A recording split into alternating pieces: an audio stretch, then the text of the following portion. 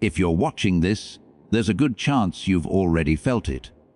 That strange, uncomfortable distance that creeps into your relationships. Not the kind of distance that comes from anger or betrayal, but something far more unsettling.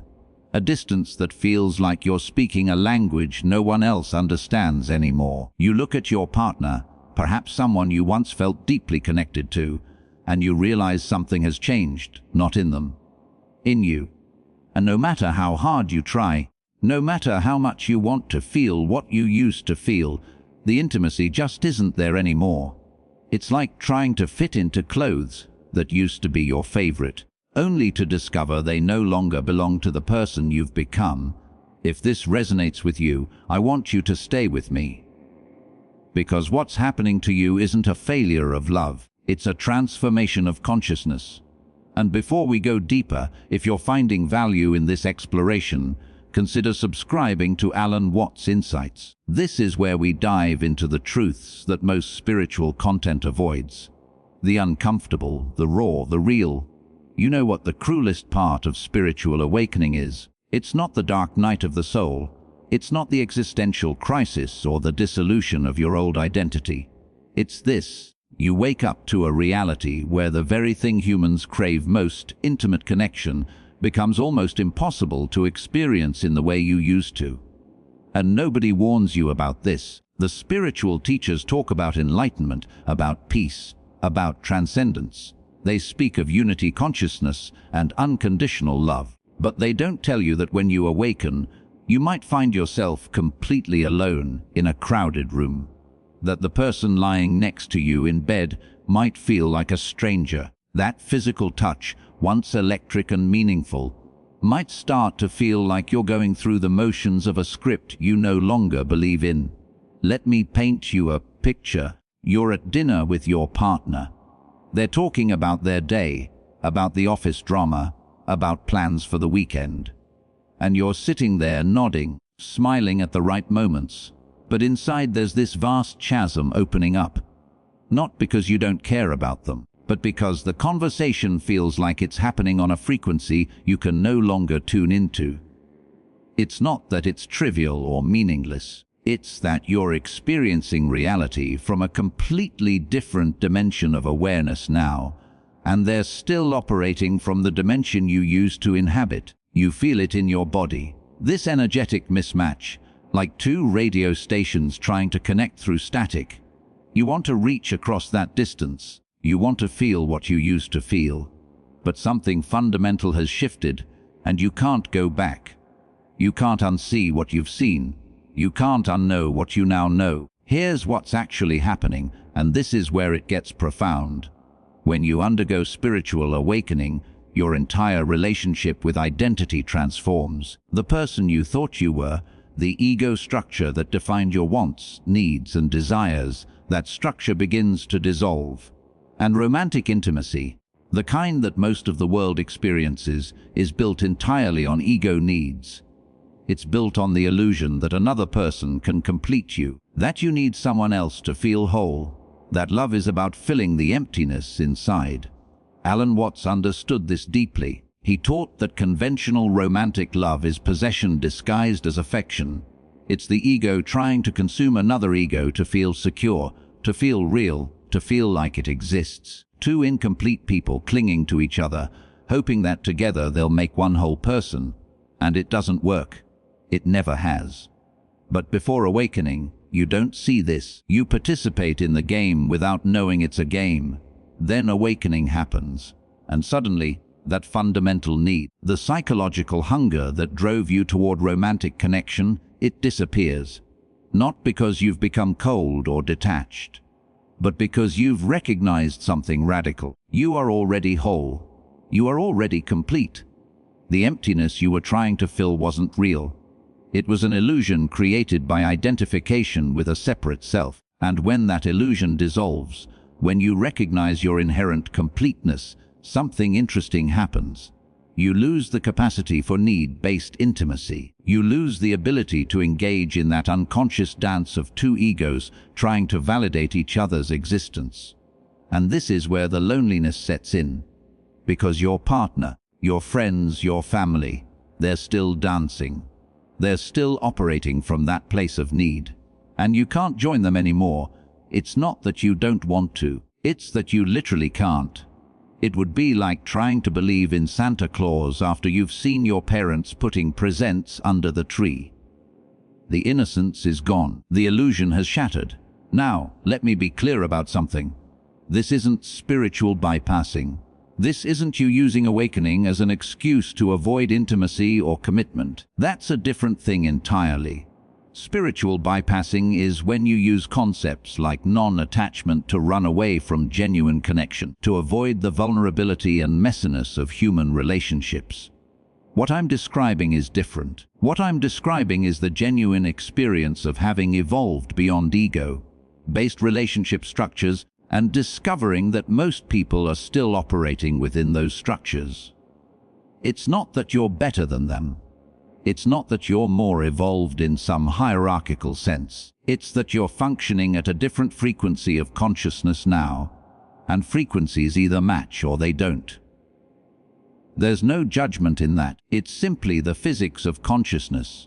Research actually backs this up. Studies on post-awakening relationship breakdown show that over 23% of spiritual awakening experiences are directly associated with intense relationship distress. Not because awakening makes you worse at relationships, but because it fundamentally changes what intimacy means to you. Another study found that 94% of awakened individuals report deeper life satisfaction overall, but relationship dissatisfaction becomes their primary pain point. Think about that paradox.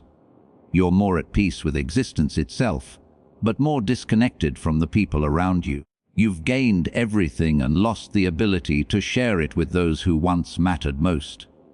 And here's what makes it even more challenging. When you try to explain this to your partner, how do you even begin? How do you tell someone you love that you can't feel intimate with them anymore? Not because of anything they've done, but because your consciousness has shifted. They'll think you're making excuses. They'll think you're having a crisis. They'll think you don't love them anymore.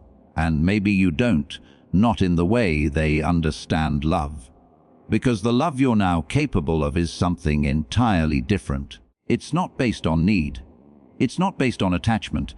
It's not based on the ego's desire to possess and be possessed. It's based on presence, on seeing the other person exactly as they are, without wanting them to be different, without needing anything from them. And that kind of love, that presence-based love, it requires both people to be awake. When only one person is awake, it creates an unbridgeable gap. Buddhist psychology has a beautiful way of articulating this. They make a crucial distinction between attachment and non-attachment. Most people think non-attachment means you don't care, that you're emotionally cold or distant. But that's not it at all. Detachment says, I don't care. Non-attachment says, I care deeply, but I refuse to let my caring become a prison. Non-attachment is love without clinging, connection without possession, intimacy without need. And here's the thing, awakened consciousness naturally moves into non-attachment. You stop grasping. You stop trying to hold on to experiences, people, feelings. You allow everything to flow through you without resistance. This is actually a more profound form of intimacy. It's intimacy as presence rather than intimacy as possession. But your unawakened partner can't meet you there. They're still operating from attachment. They still need you to complete them. They still want to possess and be possessed. And that creates a fundamental incompatibility. Not because anyone is wrong, but because you're literally experiencing love from two different dimensions of consciousness. Let me tell you what this feels like in the body, because awakening isn't just a mental shift. It's an energetic transformation. Your nervous system recalibrates. Your sensitivity to energy increases dramatically. You start to feel things you couldn't feel before. The quality of presence in a room, the authenticity or inauthenticity of words, the energetic resonance or dissonance between people. And when you're with someone who's not awake, you feel it. It's like their energy is dense, heavy, stuck in patterns and loops you've already moved beyond. And this isn't judgment. It's just what you perceive now. You can feel when someone is speaking from ego versus speaking from truth. You can feel when intimacy is performative versus authentic. And once you can feel that difference, performative intimacy becomes unbearable. Physical touch without energetic connection feels empty. Conversations without depth feel draining. You find yourself going through the motions, and it feels like betraying yourself, like pretending to be someone you're not anymore just to maintain a relationship that no longer fits who you've become. And then comes the guilt. Oh, the guilt is perhaps the worst part.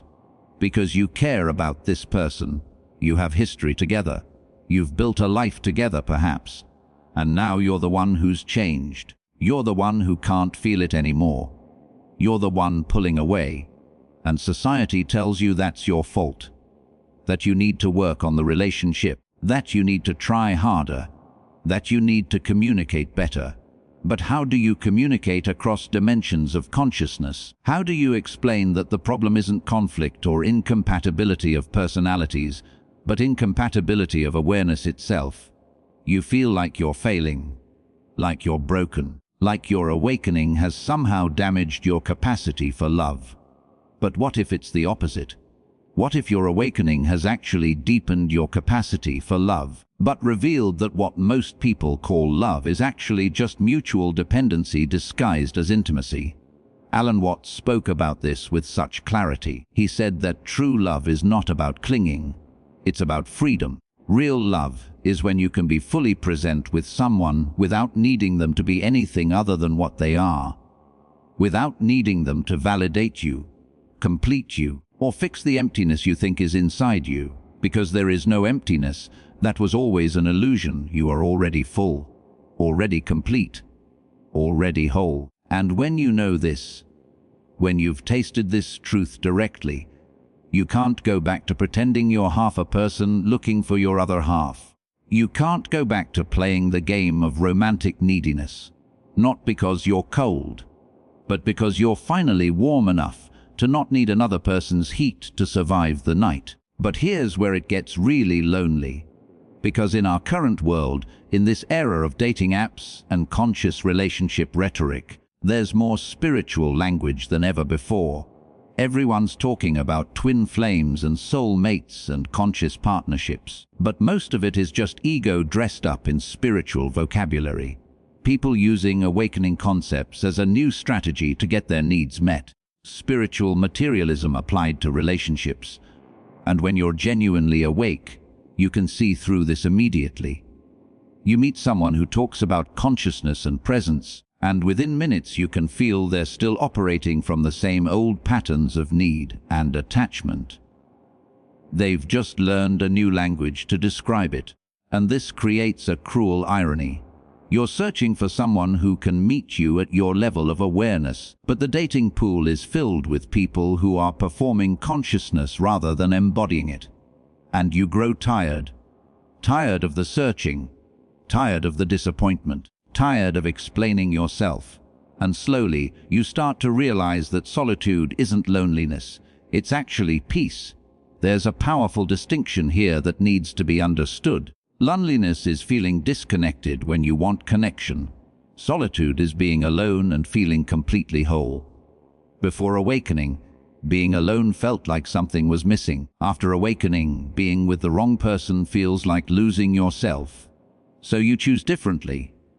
You choose solitude over incompatible partnership, not because you've given up on love, but because you've redefined what love means. You've recognized that being alone and at peace is infinitely better than being with someone and feeling that energetic dissonance, that constant awareness that you're not really being seen, not really being met, not really being connected with at the depth you now exist. And society doesn't understand this choice. People will tell you you're being too picky, that you're sabotaging your relationships, that you need to compromise. That perfect doesn't exist. But you're not looking for perfect. You're looking for compatible. You're looking for someone who's also awake, someone who also understands that real intimacy is presence, not possession. Someone who doesn't need you to be different than you are. Someone whose energy matches yours, who can dance with you in the same dimension of consciousness you now inhabit. And yes, those people are rare. Statistically rare, which means the awakened path often includes long periods of solitude. Not as punishment, not as failure, but as the natural consequence of consciousness evolution. Here's something that might bring you some comfort. This isn't permanent isolation. It's a transition, a reorganization. When you first awaken, there's this period where you're no longer compatible with your old world, but you haven't yet found your new tribe. You're between worlds, and that in-between space can feel devastatingly lonely. But something shifts over time.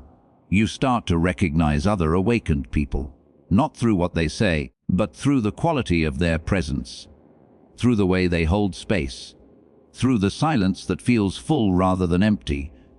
And when two awakened people meet, when two people who've both dissolved the ego's need for completion encounter each other, something extraordinary becomes possible, a form of intimacy that the sleeping world can't even imagine. Intimacy without agenda, connection without clinging, love without the prison of attachment. It's rare, but it's real, and it's worth waiting for rather than settling for the shallow pantomime of connection that most people accept as normal. But until then, until you find that rare resonance, you have to learn to be okay with being alone. You have to learn to distinguish between the loneliness that comes from genuine isolation and the loneliness that comes from being spiritually awake in a mostly sleeping world. The second kind of loneliness isn't actually loneliness at all. It's just the feeling of being different, of operating on a frequency that most people can't hear. And that feeling, that sense of being fundamentally different, it softens over time. You stop trying to fit in. You stop trying to explain yourself. You stop waiting for permission from the sleeping world to be who you've become. You simply are. And in that being, in that radical acceptance of your own transformed consciousness, you find a depth of peace that no relationship could ever give you anyway.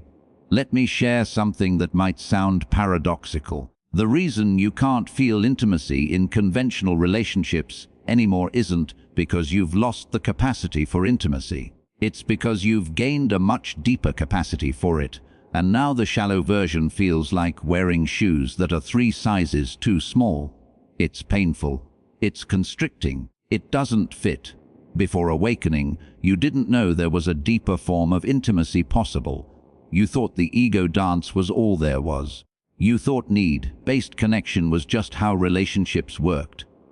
But now you've tasted something different. You've experienced moments of presence so profound that they've ruined you for anything less, and you can't go backwards. Consciousness doesn't move in reverse. Once you've seen through the illusion, you can't unsee it. Once you've tasted freedom, you can't pretend to enjoy the prison. So what do you do with this? How do you live in a world where most people are still asleep, when your own awakening has made conventional intimacy impossible? First, you stop apologizing for it. You stop feeling guilty for being unable to participate in unconscious relationships. You stop trying to force yourself to feel things you don't feel anymore. This isn't coldness. This isn't spiritual bypassing. This is honoring the truth of your own transformation. Second, you learn to be alone without making it mean something's wrong with you. You learn to distinguish between the loneliness that needs to be healed and the solitude that is actually your natural state now.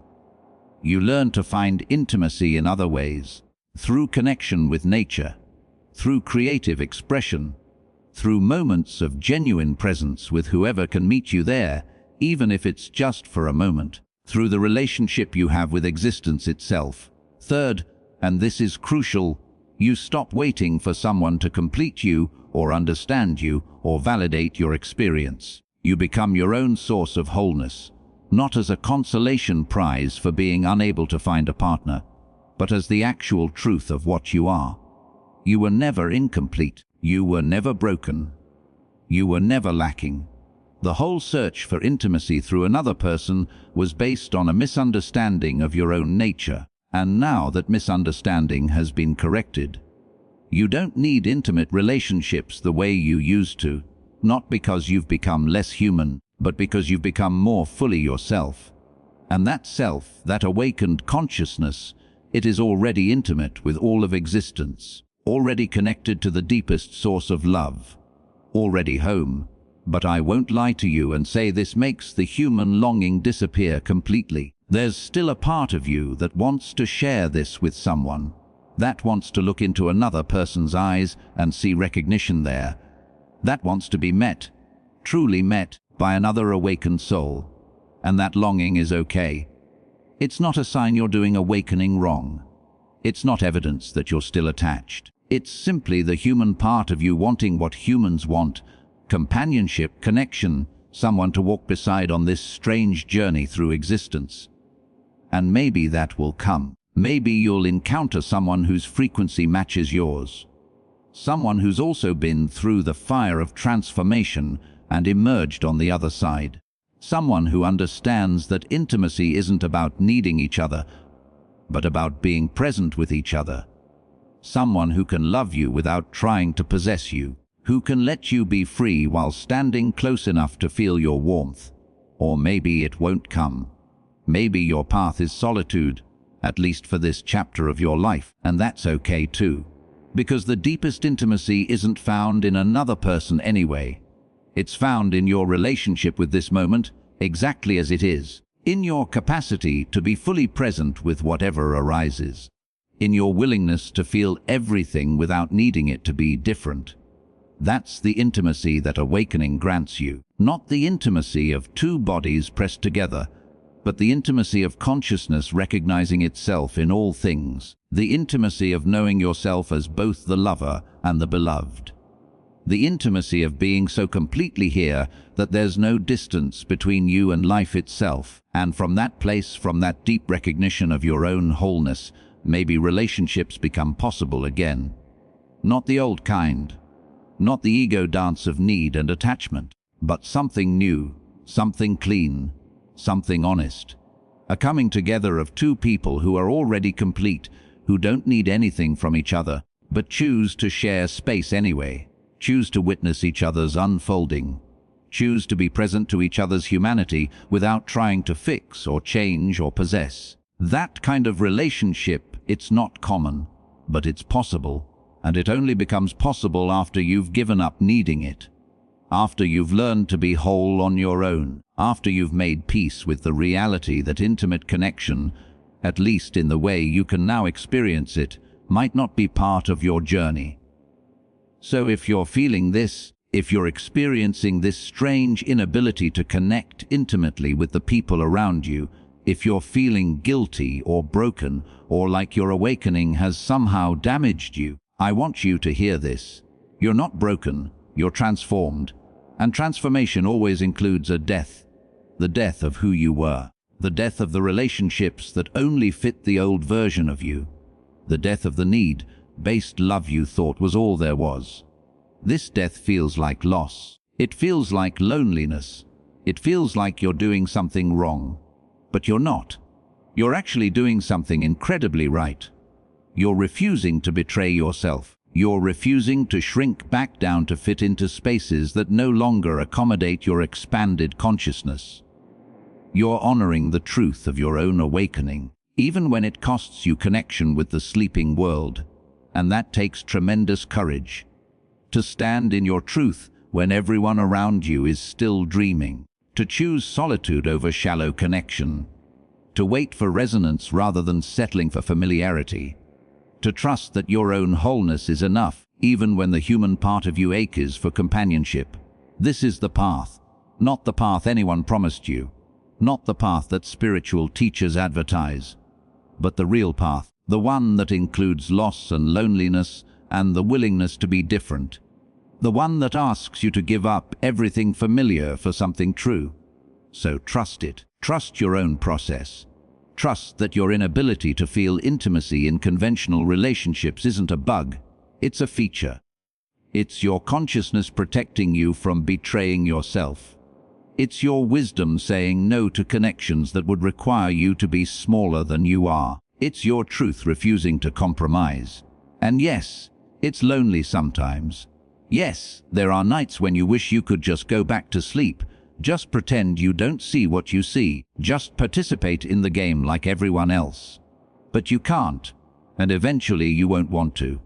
Eventually, you'll recognize that this solitude, this aloneness, it isn't empty. It's full of presence, full of truth, full of a kind of intimacy with existence itself that the sleeping world will never know. And maybe that's enough. Maybe that has to be enough. Not forever, but for now, for this moment, for this breath, for this step on a path that no one else can walk for you. Trust the process. Trust your own unfolding.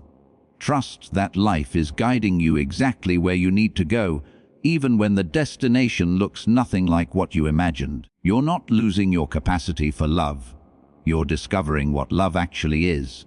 And that discovery, as lonely as it sometimes feels, is the greatest gift awakening can offer. The freedom to be exactly who you are, without needing anyone's permission, without needing anyone to complete you, without needing anything at all except the courage to keep walking forward into the truth of your own transformed existence.